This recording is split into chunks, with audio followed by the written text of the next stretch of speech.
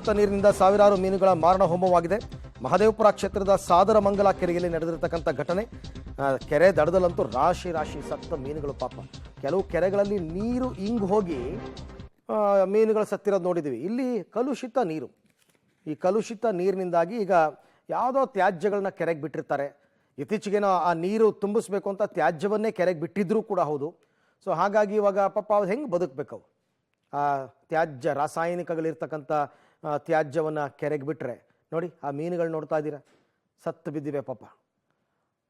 ಇದೆಲ್ಲವೂ ಮನುಷ್ಯನ ಸ್ವಾರ್ಥಕ್ಕೆ ಆಗ್ತಾ ಇರ್ತಕ್ಕಂಥದ್ದು.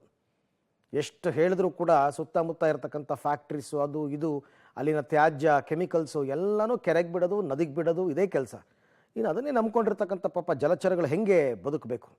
ಹಾಗಾಗಿ ಇಷ್ಟೊಂದಾಗಿದೆ. ಇದು ಮಹದೇವಪುರ ವಲಯಕ್ಕೆ ಬರ್ತಕ್ಕಂಥ ಕೆರೆ, ಮಹದೇವಪುರ ವಲಯ, ಬೆಂಗಳೂರು, ಅಲ್ಲಿ ನಡೆದಿರ್ತಕ್ಕಂಥ ಘಟನೆ. ಬಟ್ ಇದ್ರ ಬಗ್ಗೆ ಎಲ್ಲ ಗಂಭೀರವಾಗಿ ಚಿಂತನೆ ನಡಿಬೇಕು. ಸತ್ರ ಸಾಯ್ಲಿ ಅಂತ ಬಿಟ್ಕೊಂಡು ಕೂತ್ಕೊಂಡ್ರೆ ಕಷ್ಟ. ಅವುಗಳಿಗೂ ಬದುಕೋ ಹಕ್ಕಿದೆ. ಯಾರಿದಕ್ಕೆ ಕಾರಣಕರ್ತರಾದರೂ ಅದನ್ನು ಸರಿಪಡಿಸ್ಬೇಕು. ಸಾದರಮಂಗಲ.